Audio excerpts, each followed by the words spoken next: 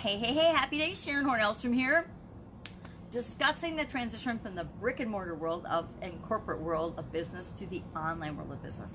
This is my daily journal where I'm documenting my journey of making that transition, making that transformation. And today's day 806, so obviously I haven't reached all the goals and objectives that I've set for myself in the online world yet. And I'm going to add a big fat yet there, because of course I will get there. It's just a matter of, number one, I've changed what I wanted to achieve since I first decided to make this journey, and number two, I'm just not there yet, right? I haven't let myself get to exactly what I want to get to, and here's the secret: none of us are ever done, right? We're never done yet with creating our lives and doing what it is that we want in our lives until the day that we expire and leave this world. We keep moving and we keep progressing toward what it is that we want. I want to talk about feeling awesome today. I woke up today's Monday, and for a long time last year, maybe even, I don't think it was the year before, but last year, no, maybe it was in 2018 that I started doing it. I don't remember. It's been a long time. I would wake up, and every Monday I would go outside and I would spin around and yell, "I feel awesome," at the top of my lungs. Now, I lived out in the country, and my neighbors were far enough apart where I'm sure they thought I was crazy, but nobody called the police on me. And luckily, the police lived next door, so they knew I was only a little crazy. But I did that every day. Well, I've moved, and right now I am in temporary place in town, in the city. And if I go out and scream, "I feel awesome," or scream at all, I am afraid the police will come and haul me away, or the people with the little white jackets, even though we're having a pandemic, will haul me away. So I haven't been doing it. And my family kind of said, "If you do this, we will have you hauled away." But I really want to do it, right? And in my head, every Monday morning, I wake up and I think, and I see myself spinning around yelling, "I feel awesome." Why do I do that? Well, because I do. It makes me feel good, brings my energy up, and it just makes me feel awesome. And how many times do people ask you, "Hey, how you doing?" "Oh, I'm fine. I'm okay. I'm good." Or you go into this big tirade of spewing out all the things that are wrong in your life, right? How many people and how many times do we do that? We do that so automatically that I was trying to offset that behavior in myself. And so now whenever anybody asks me, "How you doing?" or "What's up?" or "How's your business?" I say, "Awesome. I feel awesome. It's going great." And is it always awesome? Well, of course not. Everything in our lives isn't always awesome. But just the act of me saying I feel awesome, guess what? I start to look for how do I feel good? How do I feel awesome? What is going really, really well in my life? And so I will always, as much as possible, say I feel awesome. If somebody asks me how I'm doing and I say I'm fine, I'm having a super bad day. I remember listening to a TED Talk about fine, and how women especially so often, and I did this for decades, people would ask me how I was doing and I would say fine. Well, I had decades of chronic pain and migraines and lots of stress and lots of drama and trauma, and people would ask me how I'm doing and I'd say fine. I was always fine. Even when I was going to the hospital, I was still fine. I'm fine, you guys. I'm good. I never have anything wrong with me. But that's just my way of dealing with certain situations that I feel like are super hard for me or out of my control. I'm fine. And so I flipped the switch a few years ago and I said, no, I am going to always be awesome. And I'm going to always look for what in my life is awesome. Because guess what? There's always stuff in our lives that isn't perfect and is going wrong and that we don't really have control over. But there's always things in our life, just as many or more, that are going really well, that are awesome, or we could say or see them as being awesome, but often we don't even appreciate them because we don't even see them because we just take them for granted. And there's so many gifts and so many blessings in our lives that we just don't even see. And sometimes we see the blessings in our life as a curse, right? One man's beauty is another man's, or one man's trash is another man's treasure, or a woman's trash is another woman's treasure. And that's so true. I used to look at the things I had around my house as just a burden and as clutter, and really they weren't. They're a treasure to someone else, and it was a matter of giving them away to people that would appreciate them and see them as a treasure instead of them just sitting in my house collecting dust, right? So that was part of my move as well. So today I invite you, and I am going to find some time today to do this. Oh, never mind. I might not. I might take that back. I'll still do it, but I probably have to wait till after my granddaughter goes home. But I'm going to go walk over to the park, and I'm going to spin around and scream, I feel awesome, because I haven't done it in a while, and I'm really, really missing it.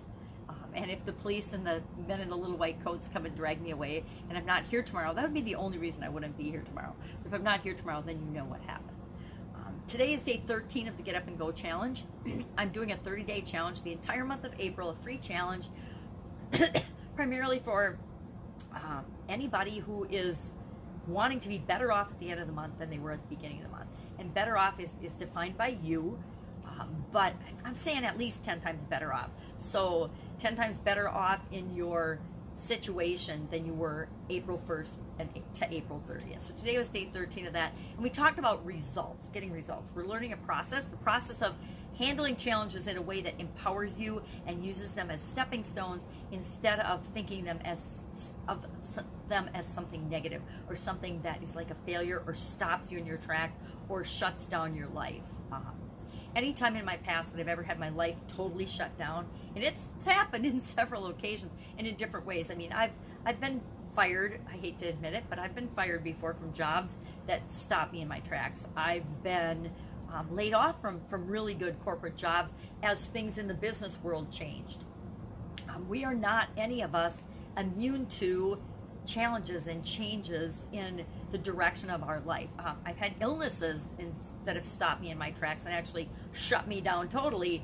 And there's nothing that will shut you down faster than look at what's going on with our world, a pandemic or a personal illness or an illness of someone close to you, somebody really close to you in your life, or a death in your family. I mean, there's so many things that tip us over and shut us down and invite us to evaluate our lives and decide, hey, is this the right direction that you're going down? Is this the right path, or do you need to take another path?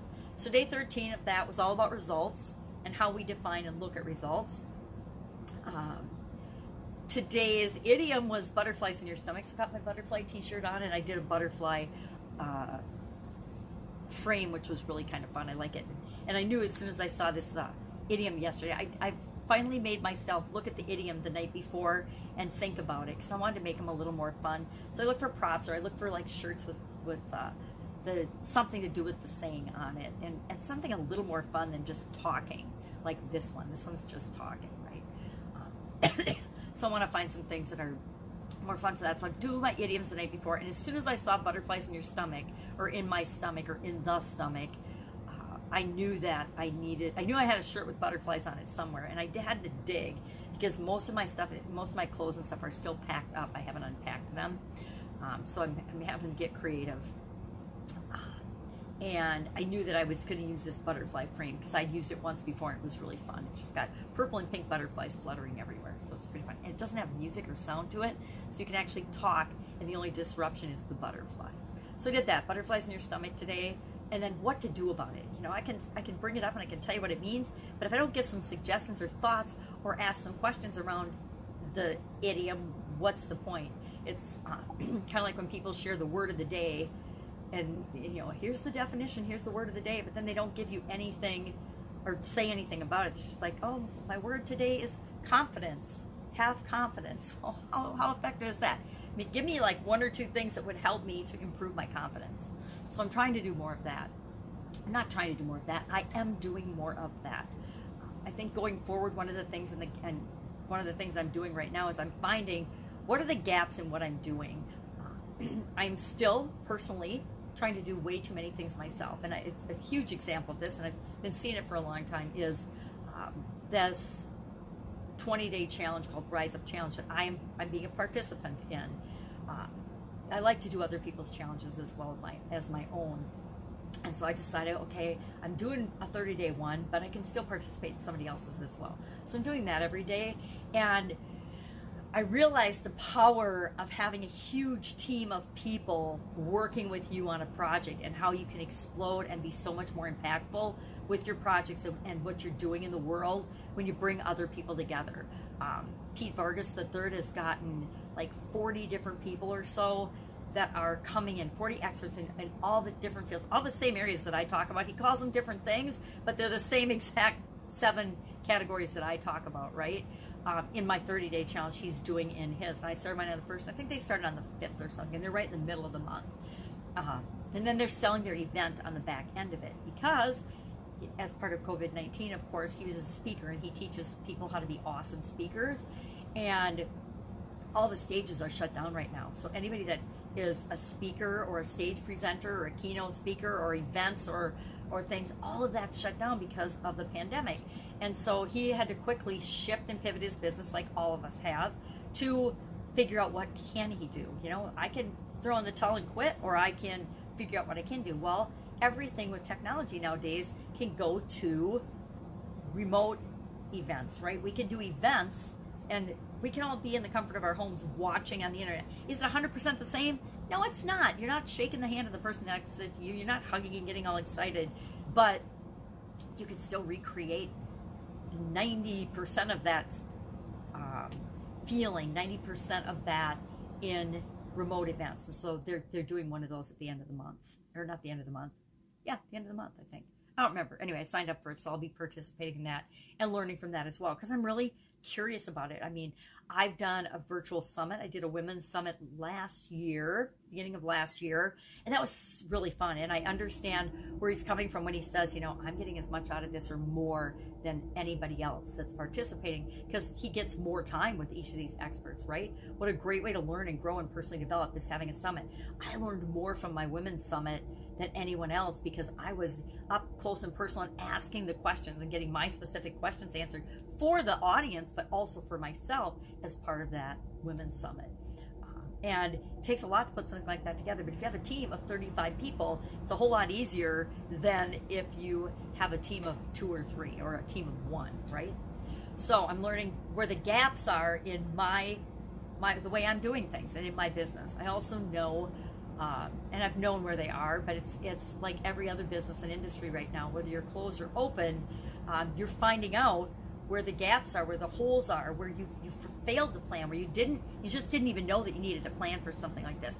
I don't think there are hardly any businesses that had a pandemic, action plan, right? There's a lot of us. I always have action plans for my business in case of different contingencies.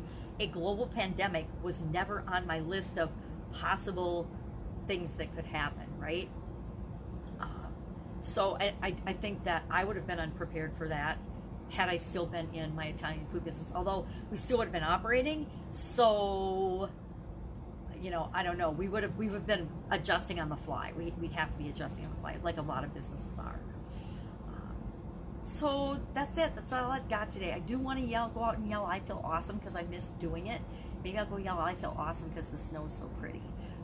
But I encourage you, I would love to start a movement where people go out once a day. And I like Monday because Monday used to be the day that we all went to work, and a lot of people dreaded Monday. So to me, if you start your week in a powerful way, feeling good and about yourself and feeling awesome, it rolls through to everybody else. Number one, it infects everybody else in a positive way instead of a negative way.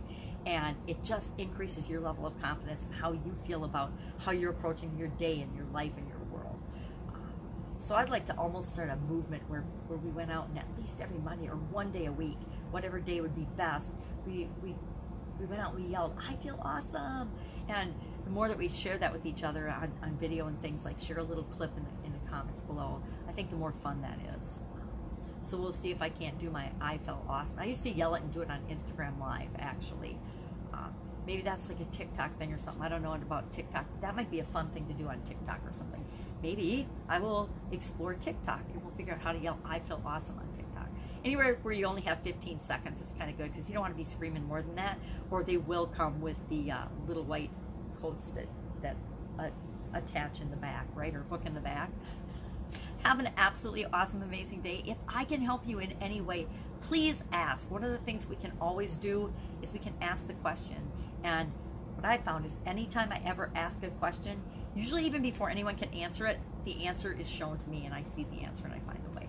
And I suspect that the same works for almost everyone. It's not just me. All right. Catch you tomorrow. Bye.